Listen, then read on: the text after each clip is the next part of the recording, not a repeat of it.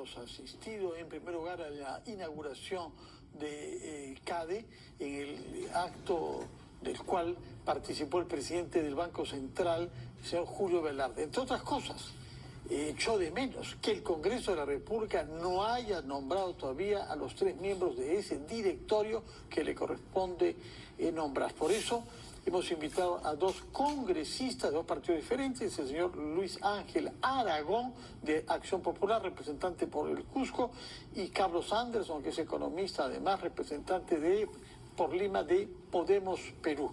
Y le quiero naturalmente conocer sus opiniones, qué cosa está pasando para que hasta el momento no haya cumplido uno de sus deberes el Congreso de la República. Buenas noches, señor Aragón. Buenas noches, Carlos Anderson. ¿Qué tal? Muy buenas noches. Muy buenas noches, Fernando. Permite mi colega, yo puedo contar qué es lo que ha venido pasando. Gracias. ¿Puedo? Sí. Por favor, adelante, Carlos Anderson. Sí, primero, nosotros queríamos asegurarnos desde el Congreso de la República que tuviéramos una serie de criterios de carácter técnico que aseguraran la idoneidad de quienes aspiraran a ser candidatos al directorio del Banco Central de Reserva. Por eso es que desde la Comisión de Economía establecimos un grupo de trabajo que hizo su trabajo y le dio una mirada a cómo se conforman los directorios de los diferentes países en Europa, Estados Unidos, América Latina, etcétera, y finalmente dio una serie de recomendaciones, bueno, en realidad un perfil de lo que debería ser un miembro del directorio del Banco Central. Esta fue aprobado por la Comisión de Economía y hoy día justamente ha sido adoptado por la Junta de Portavoces, que se ha constituido a sí mismo en una comisión con un propósito especial, que es el de elegir justamente a estos 3 miembros del directorio por parte del Congreso de la República. Así que mañana estaremos justamente ya en el proceso de intercambiar nombres, de dar candidatos y poder entonces nombrar a estos 3 personas que irían entonces el día jueves al Pleno y ahí serían, espero, ¿no?, ratificados por el Congreso en Pleno, ¿no?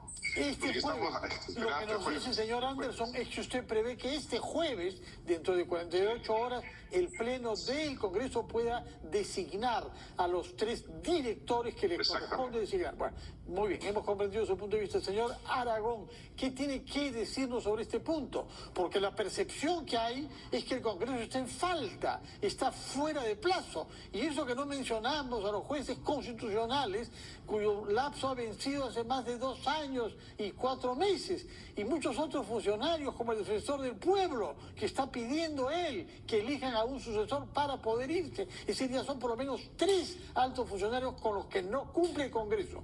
¿Cómo explica usted eso, señor Aragón? Bueno, en primer lugar, yo soy integrante efectivamente de la Comisión de Elección de los Magistrados del Tribunal Constitucional y estamos en pleno proceso de elección. Obviamente que hay todo un cronograma que se ha aprobado.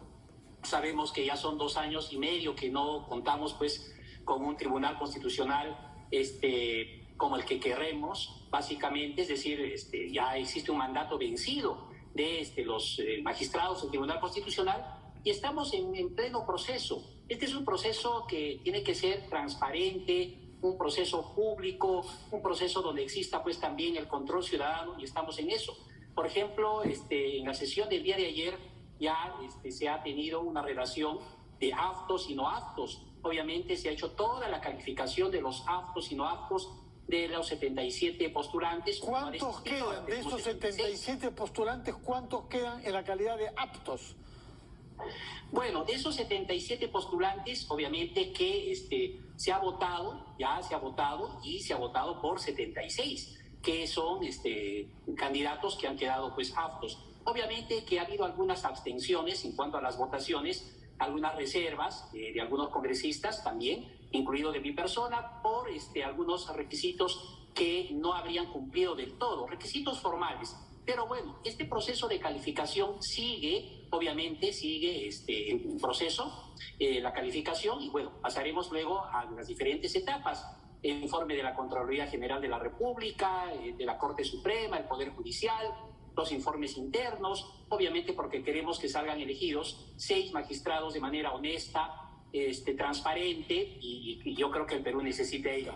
Y respecto del directorio de los 3 representantes del BCR, me parece que es importante, ya el Perú necesita un directorio completo. Yo también tengo la esperanza de que efectivamente en el pleno del día jueves se pueda elegir a los 3 representantes por parte del Congreso de la República. De acuerdo. Otro tema que mencionó Julio Velarde hoy en la inauguración del CADE o de la CADE es el tema de la inflación. Él dijo que se trata de un tema que tiene raíces en parte internacionales. Estamos viendo que en Estados Unidos se está batiendo récord de inflación de las últimas décadas con 6.5%, creo. Pero dijo que en el Perú la inflación afectaba productos de la canasta popular, lo que significa que penalizaba particularmente a los que menos recursos tienen y que sí podemos hacer parte de lo que es necesario para evitar que la inflación golpee tanto a nuestra economía. ¿Qué es lo que podemos hacer, señor Anderson? Bueno, para comenzar necesitamos necesitamos evitar que se genere algo que nosotros conocemos muy bien y con mucho dolor, que son estas espirales inflacionarias devaluatorias.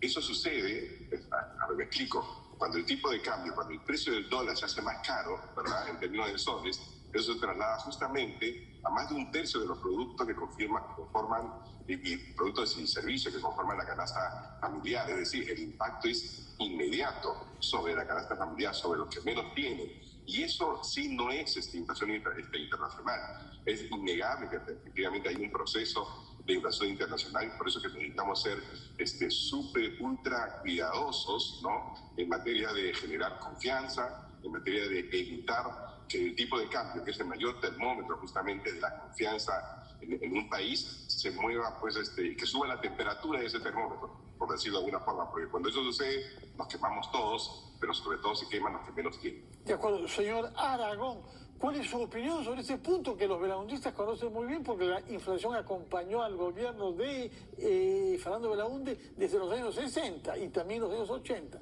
Su opinión sobre este tema, ¿qué nos falta hacer como práctica y como política pública para mitigar el tema de la inflación? Bueno, tiene que haber una política pública consciente, una política pública objetiva, una política pública seria. Esto significa que tiene que haber inversión privada dentro del Estado. Obviamente no podemos cerrar las puertas a la inversión nacional, a la inversión extranjera, por supuesto con las limitaciones del caso. Nosotros vivimos dentro de una economía social de mercado. Y cuando hablamos de economía social de mercado, el Estado tiene que cumplir su rol orientador dentro de la economía del país. Pero eso no significa limitar del todo la inversión privada dentro de la economía. Eso dentro de una política pública me parece razonable y se tiene que dar confianza a los inversionistas nacionales y extranjeros. Por supuesto, se tienen que respetar los derechos sociales, los derechos, obviamente, de la clase trabajadora, en fin, el tema de la minería, también la consulta previa, los estudios de impacto ambiental, pero al margen de eso, dar confianza al inversionista y no dar medidas populistas que solamente se basan, por ejemplo, en la entrega de bonos. Eso nos parece perjudicial en la economía, no nos parece, digamos, una salida a un mediano o largo plazo importante, sino una medida cortoplacista que no va a generar, pues, inversión dentro del país, ¿no? Entonces, tiene que haber una política seria, objetiva, y acá tiene un papel importante, obviamente, el gobierno, el ministro Pedro Franque.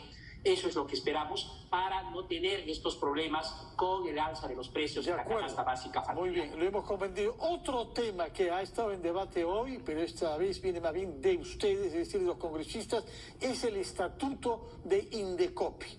Esta institución creada hace 25 años que debe regular el mercado y la libre competencia y la propiedad intelectual. Y resulta que hemos visto, llega un nuevo gobierno y pese a que se trata de una institución técnica, sacan a la cabeza Jania Pérez de Cuellar y ponen al señor Julián Palacín, cuyos méritos no conocíamos. Y ahora hay la iniciativa para evitar ese tipo de vaivén y de arbitrariedad, convertirlo en una institución constitucional, es decir, reforzar su autonomía, lo cual supone una reforma constitucional. ¿Qué le parece esta propuesta que ha surgido de la Comisión de Constitución, señor Anderson? Bueno, para comenzar, efectivamente no conocíamos las calidades del señor Palacín y seguimos sin conocerlas, porque la verdad es que creo que no las tiene.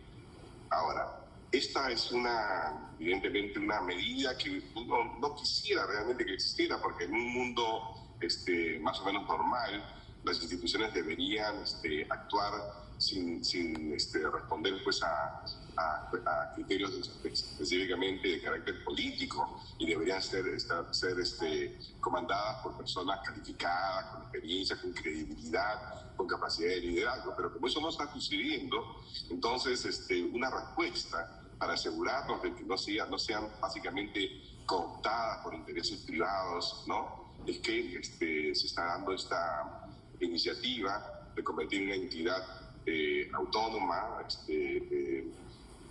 un poco como el Banco Central de Reserva, la Superintendencia de Bancos y Seguros, etc. A mí me parece sinceramente que en circunstancias normales hubiera sido innecesario, pero dadas las circunstancias, dadas que tenemos un gobierno que se ha especializado en estos últimos 100 días en colocar a las personas equivocadas en puestos que son de alta sensibilidad, sobre todo en materia económica, creo que no nos queda más que proteger las instituciones y blindarlas de la injerencia política indebida. De acuerdo. ¿Y su opinión sobre ese tema, señor Aragón? Bueno, yo creo que lo importante es que el Indecopi tenga que cumplir con sus fines y objetivos en función a lo que dispone el Código del Consumidor y del Usuario. En este entender, lo que nosotros muchas veces vemos son excesivos abusos de parte de muchas empresas que ofrecen, obviamente, situaciones inadecuadas en favor del usuario. Entonces, hay que fortalecer el Indecopi, creo, con funcionarios competentes, con funcionarios probos, digamos, con políticas públicas que tengan que, obviamente, el Indecopi actuar en defensa siempre del consumidor y del usuario ante posibles transgresiones, muchas veces de algunas empresas que obviamente no favorecen en nada los derechos del consumidor y del usuario. Es decir, más que un tema de hablar de que si es o no es un órgano constitucional autónomo que va a formar parte dentro de la estructura del Estado, de la Constitución Política del Perú, lo que yo creo es que se tenga que fortalecer con una política pública eficiente de parte del Indecopi y con funcionarios eficientes. Pero por lo que parece, los riesgos que usted ve proceden de las empresas y no del Estado. ¿Esa es su opinión? No, no necesariamente. Hay riesgos que se han visto, sí, de las empresas, también del Estado, pero obviamente acá lo que se trata es defender los derechos del consumidor y del usuario. No podemos tampoco exclusivamente responsabilizar a las empresas, al sector privado, no. Obviamente yo creo que el servicio público al consumidor y al usuario obviamente tiene que darse de la manera eficiente y no verse perjudicada a la población, ¿no? Entonces hay que fortalecer el Indecopi. De acuerdo, muchas gracias a ambos por su presencia en Las Cosas como Son. Nos han dado rápidamente su opinión sobre 3 puntos que sin embargo es sumamente útil para nosotros y para poder sopesarlas. Vamos a hacer una pausa y después hablaremos